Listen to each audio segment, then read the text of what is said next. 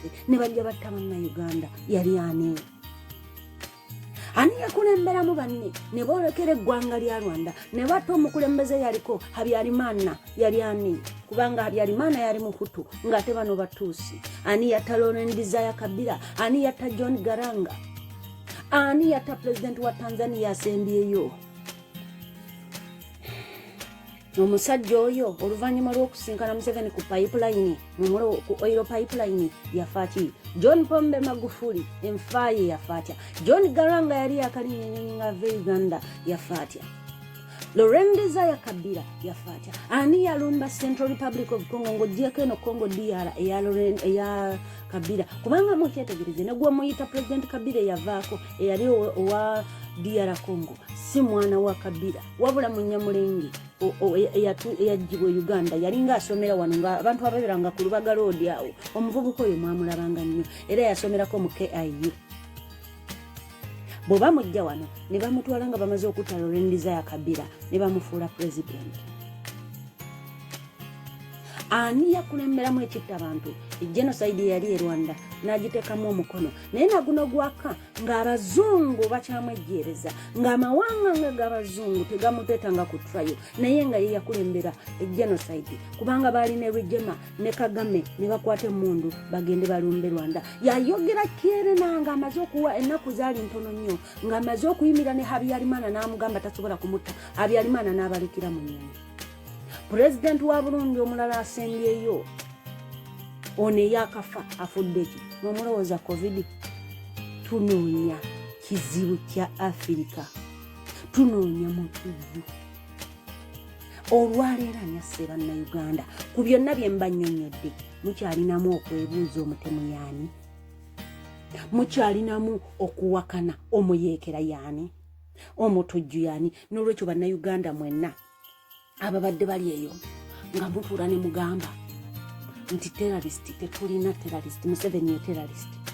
Museveni ye Africa's biggest terrorist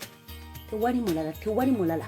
kakati ayina teeke gyaleeta gyenjagala mutule kubanga bano abasajja njagala mutunuulire flying squad yagireese yazuukuse kale Kayihura yakomyewo naye ali undercover kitata bamusumulula abasobi bonna ba-activate nze atandise teeke egamba nti abayeekera ba ADF era mugenda kiwulira nti bavudde Congo ne balumba Uganda ennaku ntono nnyo gye buvuddeko emabega Museveni alina omusajja omuzungu gwe yasinkanye mu Uganda omusajja oyo y'omu ku basinga okugula minerals mu nsi yenna alina kampuni egula ebyobugagga eby'omu ttaka amanyikiddwa Museveni mujjukire emabegako yagenda e Congo n'agamba bagenda kuzimba nguudo z'e Congo bannange mutunuulire ekintu kino njagala muggula amaaso tugende tugambe international community ku luno weddamu ne sponsoringa ono Museveni nze siina kye muyita he's a terrorist Africa's biggest terrorist yagenda n'azimba enguudo e Congo bw'azimba enguudo zino ng'ali e Congo palamenti n'ekiwakanya bannayuganda ne bakiwakanya ne bamugamba enguudo eziri okwaba obweku Uganda zikulemye okuzimba ez'e Congo zaaki enguudo z'e Congo olwaggwa n'azitongoza mwe mwali musuubira ki ekiddako baali bazimba nguudo zigenda kujjayo bya bugagga bya Congo bye babba ku mulundi guli tebyamala bye babba ku mulundi guli ebyakola ki tebyamala olwaleero Museveni agenda kujja n'etteeka egamba nti abayeekera bavudde Congo aba ADF ne bayingira ne batega bbomu mu Uganda kubanga Museveni afuuse ekintu ekitalina value ennaku zino mu international community bamumanyi ng'omutemu anoonya we yeekwata we yeenywereza asigale ng'alaga amawanga gano ag'abazungu asigale ng'alaga amawanga g'abakyeruppe nti akyalina omugaso ku ludda lwabwe because ayagala kukozesa kye bayita security issue but I have to kunyweza security because I know akunyweza security naye nzijukiramu emabegakaawo mutabani we yagamba nti Mamadi Doumbouya senga babawo obuyinza kitaawe senga amuwa olukusa asobola okumulumba President Mamadi Doumbouya n'amugamba nkwaniriza ekitamiivu kitamani ky'omutujju we Uganda nja kulagako nze Doumbouya I was French trained in the French elite army olwaleero Museveni ng'ayagala amawanga g'e Bulaaya gamuwe ssente ataddewo ekintu kimu kye yakola mu mwaka 2010 Museveni kennyini ye yabalula bannayuganda n'abatta Museveni tatya kutta yatta bannayuganda abasoba mu kakadde mu lutalo lweruweru natta bannayuganda mu myaka gy'ensanvu egyamini n'agamba ekitongole nkyerabidde erinnya munansonyiwa ekyali kikola ku intelligence mu biseera ebyo mu myaka gy'ensanvu n'egyobote naye nga Museveni Mbabazi ne Sam Kutesa be baali mu intelligence Mbabazi yali akolera I have to go back and read that naye kyemmanyiko Museveni yalimu Sam Kutesa yalimu nono Mbabazi ng'alinga ali mu lego gundi bote ye kennyini yaleeta Museveni n'amuwa okubeera mu intelligence abasajja bano bakola ebikolobero ebikyayisa Obote nga batega bomu abantu ne bakyawa Obote nga bamanyi Obote byonna yabikola Museveni okumanya ekigendererwa kye kyali kyakutta bannayuganda okuva akalulu k'1998 Democratic Party bwe yakawangula Museveni si yagenda mu kooti okuwaaba Sam Kutesa yalina okuwaaba kuba yali yeesimbyewo emawagola ku kibiina kya Democratic Party Museveni yabubudde awaza ba Paulo Kawanga Ssemwogerere n'abalimba ne bagenda mu lukiiko e Nairobi eno n'asumulula emmundu ba Andrew Takome Kayira bagezaako tulabula ba Paulo Muwanga bagezaako tulabula tetwamanya ani yatta omusajja yali bano gundi Kasirye Gwanga ani yamutta tubamenye bonna bazaakuba amasasi nze abataba abasirikale bo be yettidde nga bali ku ludda lwe bosigana naye bemmanyiiko nga Lutakome Kayira nera abalamuzi abafudde wano e Uganda ani abasse olwaleero Museveni alina tteeka ejjaleeta mutunule nnyo era tugimulemese guno omugaati tugenda kuguyiwa wallahi international community you are not going to sponsor Africa's biggest terrorist once again on the blood of Ugandans. It happened in 2010. Museveni blinded the entire world to think that the Al-Shabaab had indeed attacked Uganda, but it was Museveni who staged that. How many over 15 years right now is Yisewo? Abe Somalia yaleeteredde sente bazimuwa abaana bagende Somalia sente yazirya babasasulanga mu dola bana basajja ne bakuba enjawulo njagala twebuuze mu Uganda gye tulabako olwaleero ng'omusajja omazeemu n'azanyira ku musayi gw'Abannayuganda genocide ezo zonna nga bwenzimenye njagala okubabuuza ekibuuzo munsi ki yali evuddeyo n'egamba Ugandan president simanya Museveni ne bamu issuinga warrant of arrest n'abamu ku baakola nabo ekinene nnyo kye baakola kwe kubateekako travel bans ezibakkiriza okuba blacklistinga n'okukwata oba okubowa ebyobugagga byabwe ebiri mu mawanga g'Ebulaya wamu ne mu Amerika ng'era Amerika yakikulemberamu oluvannyuma lw'Abannayuganda okuba nga twavaayo ne tuwogana nnyo ne tukuba omulanga olwaleero Museveni aleeta ekintu kya ADF ayagala kulumba Congo enguudo zaawedde omusajja omuzungu gwe mwalaba yeekuba nabyo bifaananyi omu ku basinga oggula minerals abo abasajja babeera ne kampani ezitunda ebyokulwanyisa n'amugamba ngenda kuwateekebweti olina okusacrificinga abantu bwe bati international community etteekemu ssente tulumbe Congo nga tugirumba nti Congo yesibuka abayeekera naye nga tteeke yonna bano nabyabugagga ba Congo bannange mukubira abakongo buli omu alina omukongo ne president wa Congo mubagambe nti omuyeekera wa Uganda ze naye kulono Museveni kakasa bw'oba ogenda e Congo togenda weka sindika mutabaniwo naffe bannayuganda tugenda kukwatagana n'abakongo tukulwanyisize mu Congo munda mwennyini twakulinda dda ku battlefield yennyini entuufu tukwaniriza Congo tetwagala osindikeyo buno bwanayinki twagala bajenerali boyita bajenerali tubaagala bwe kiba olutalo tetugenda kuluteeka mu ggwanga lyaffe katulwanire Congo naye mutabani wo tumwetaaga ku luno ku battlefield teeke gyol ekintu kyonna kyobana Museveni tukiraba teri international community egenda kuwa sente mugenda Congo kubba bya bugagga era tovaayo n'ogamba mbu Uganda erina abayeekera ba ADF Uganda terina abayeekera ba ADF gwe kennyini gwe ADF gwe kennyini gwe watondawo akabinja ke bayita March 23 M23 akayeekera Congo ebiseera ebyo ng'ogamba nti Congo eriko abayeekera abalumba Uganda abasala ne badde eno abayeekera ba March 23 United Nations bwe yasitula amagye negamba nti egenda Congo kulwana negamba nti egenda kukwata amagye UN netwala amagye Congo kulwana lwaki abayeekera abave Congo Basulaimani ani bayingira Uganda ono ntaganda nadde e Rwanda gwe kennyini ne Kagame mwe mwatta abakongo mu katundu akayitibwa Eastern Kivu akikongo tolina kyolimba bannayuganda ku mulundi guno teri ADF gwe kennyini gwe ADF gwe kennyini gwe walumba John Galanga nga mumaze okutuula ne John Galanga omuguzizza ebyokulenzesa naye n'omanya nti mu region emu bwamubaamu abakulembeze babiri kubanga abasajja abo bava mu mambuka basalawo abasajja bava mu northern abasalawo n'ogamba Galanga ono ategedde ebyama byange bingi musembeza nnyo naye ate ono Salva Kiir ye yandimpuliriza n'otawula Riek Machar ne Salva Kiir n'obaawukanya kubanga Riek Machar yali mukwano nnyo gwa John Garang Nyamandu wa Garanga yasirika busirisi kuma naye omukazi oyo yakimanya ennyonyi etwala bbaawe ng'eva Uganda n'ebwalukira mu bbanga kiki kyotegeeza Museveni gwe zize zitwala mukazi wo nga tezibaluka Uhuru Kenyatta wake up President wa Kenya, rais wa Tanzania. Mama wake up, President of Tanzania. This man is coming next to your part because agenda kunyigiriza abana Kenya bakole ki bakirize. Era ekigenda okuddako kye mugenda okula kwe kwata obubwatuka buno abuteeke mu ggwanga lya Kenya ne mu ggwanga lya Tanzania. Olwo East Africa agigambe let the lion roar. Ani yatapita lokechi ngamaze omukozesa ddiiru ze Somalia. Museveni ayagala kulumba Kongo naye tebagenda kulumba agenda kuleta teke nti abantu abateze bomu bayeekera ba ADF naye amazima gali nti bennyini abaana bakozesa abanyarwanda be bakikoze bennyini akabinja ke mwalaba mu November 18 akatugumbula bannayuganda ke kabinja kennyini akatutega bomu keko kennyini tetubaako nakwebuuza bakolera Museveni ku bantu abakuba bannayuganda amasasa g'ekyeyonenere mu November 18 ani gwe mwali mulabye nti bakutte nti batulwanyuze nti wuuno bamusalidde ogw'okufa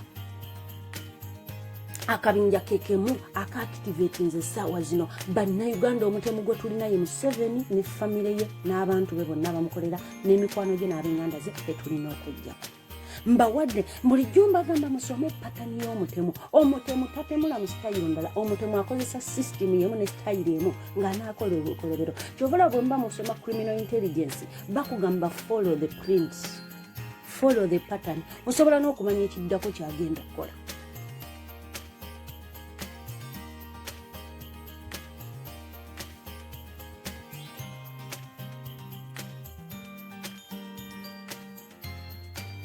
olwaleero luno bannayuganda nga mutudde Museveni ayagala lutalo kubanga already international community etandise omulaba nga zizi emulaba ng'ekyonziira anoonya ssente abasajja abo bakeera ku makya ne baplaninga kintu ku kintu kaakati covid yaweddewo ne bagamba tusigazza tutya eggwanga lino mu road block mugiyita road block sibanya land rock zungu tamunno mugiyita lockdown ne bagamba tulina okutondawo embeera ey'obunkenge bwe tumala okutondawo embeera ey'obunkenge abantu tubateekeko kafyu olwo tugende tubbe mujjukire nti mu mambuka mu northern Uganda naye yamaze dde okuzuulayo ebyobugagga ebipya eby'enjawulo by'entalo ze muwulira ez'ettaka ekitundu kiri kye bagenda okulwanira ekya Congo Museveni ayagala kukiyunga ku Uganda ke kitundu kye baakozeemu enguudo ye ne Paulo Kagame era nga baddayo officially ku luno okunyaga omunyago gwabwe z'enguudo ze baakoze for the sake of the entire world. Please, the international community, do not allow Africa's serial killer, Africa's known terrorist, the two of them, Paulo Kagame and Museveni, to go back to Congo in the name of searching for any rebels. Congo has not sponsored any rebels who have bombarded Uganda. Nowhere. The only person who is killing Ugandans is Museveni, who is a Rwandese. Museveni munyarwanda era yali mu kututta tewali muntu atta banna Uganda tukibeereko mukiraga abantu mwebuuze bukyanga 2010 abaana baffe babalukira mu bbomu beyakwata bo baliwa era yabateeka abantu abati abantu b'ekaseeseri yakwata baliwa abatugumbula abantu abali mu northern Uganda beyakwata baliwa abalamuzi abazze bafa beyakwata baliwa abannayuganda bafiiridde mu kampeyini zino 2021 ababadde babatigumbula nga babatta nga bambadde ebyambalo bya yunifoomu z'amagye wamu n'ebya poliisi wamu nga bakolera n'ebitongole ebyeyita ebya security ebya uganda okukwatibwa kwabwe kuli ne kooti y'amagye netula negamba nti kitatta asaliddwa emyaka 8 aba yakamala yesatu nti bamwejjereza ne bakwata kale kayihura omutemu ne bamuteeka under house arrest ne bagamba ye abatakirizibwa kuluma kale kayihura is active twabagamba nti kayihura is in intelligence is back these are the fruits of kayihura mwenna mubirabyeko olwaleero mubadde mubiraba mu alerts zibadde zijja nti mu baasi yayidde asooka kuleeta butono tusaba bannayuganda abadde bagenda mu biduula mu kite abannayuganda abadde bakuŋŋaana mu kite ku ssaawa zino mu kite naye mbasaba ku luno Museveni bw'oyongera n'oteeka okubwatuka mu bannayuganda buli minisita wo waasula tumanyiwo tugenda kutandikira bannayuganda mbasaba mutandikire okuva ku chairman wa LC1 nga wa NRM bukansala obwo bwonna nga bwa NRM kino ekintu njagala tukiguse nze ngaba ekikolo n'eddagala obutwani acid twagala Museveni kino ekintu togenda kutta bannayuganda otambula ogende nedda bamemba ba palamenti nga mumanyi muli bamemba ba palamenti aba NRM mwenna ebikomera byammwe bimanyiddwa we biri nkiddamu buli memba wa palamenti nga wayingira palamenti ng'oli ku kadi ya NRM ku mulundi guno abaana betwazika mu 2010 we tugenda okukoma tetugenda kuzika mass number of Ugandans buli njagala munoonye buli chairman wa LC bakansala abali ku tiketi za M7 bamemba ba palamenti ebikomera byammwe bigenda kufuuka enziro nga abannayuganda musazeewo baziika abantu babe kuba mmwe bamu ku kizibu ekiremezzaawo akasajja kano kati katulabe baminisita bo nga batandise okufuna ebibwatuka mu bikomera byabwe bamemba ba palamenti aba NRM nga batandise okubwatuka tulabe mu 7 bonoogenda mu maaso n'okubalula abantu abatalina musango kino ekintu tugenda kibalansi nga bannayuganda bagenda kukyebalansi olwaleero nga Museveni abalula abantu munoonye buli muntu wa NRM munoonye buli twagala basituke bamugambe taata koma ku bannayuganda bagenda ku busungu kubuteeka kufu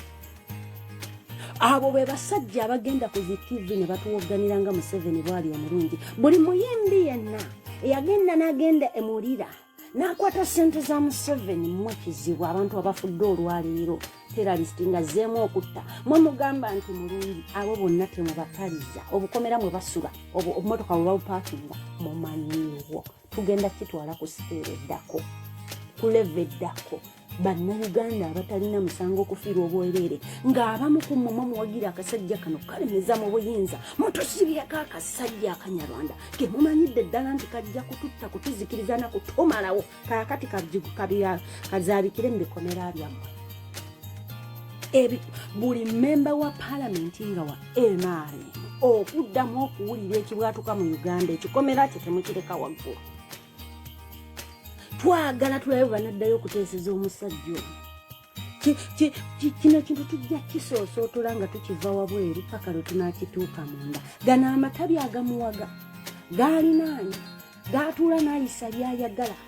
ne babanga abasiru abamanyidde ddala nti omutemu y'ono mbasomedde trendi y'omutemu naye ate omutemu alina ekintu kyakozesa akozesa palamenti akozesa bannayuganda okubikkulira ebikolwa bye waliwo ajja okumbuuza tekakati ate bamemba ba palamenti ate nga bannayuganda bannaffe lwaki tubatuukako anti omutemu baakozesa okulimbalimba international community mbu Uganda is stable peaceful all for peace no violence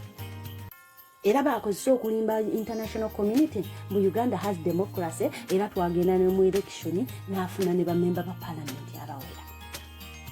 ng'onoobaako omuntu gw'okutula nga tonatuuka ku kinyusi ky'omutima kutula buno obutabi tandikira ku bigere menya engalo menya obugere menya buli nnyingo weeri nze sirowooza nti olwaleero nga abantu abo batandise okutegeera nti mutandise okubeetegekera nabagambye buli wamulaba amaka g'omuntu wa NRM nga yasinga okuwoggana Museveni nga muzzeemu okulaba eggwanga lyammwe nga Museveni kennyini yabatta omuntu oyo temumutaliza temumuleka kuwona temumuleka kuyinaayina kubanga naye ekizibu kirina okugenda n'obwana bwakyo n'obuzzukulu bwakyo n'ensigo zaakyo zonna bwe tuba tunajjawo Museveni mukkirize tujjewo ne Museveni zimu bano bammemba ba paalamenti kyekizibu bano bakansala ba LC baani bonna kizibu bano baminisita bano abasajja bamumanyi abagagga abakuukutivu mu Kampala abakuuma ssente za Museveni abakozesa money laundering bakozesa abo bonna kyekizibu mumanyi ebikomera byabwe twagala tukwate ku bigger society ku mulundi guno tulina okukomya ekintu kino ekikolo n'eddagala mu kifunye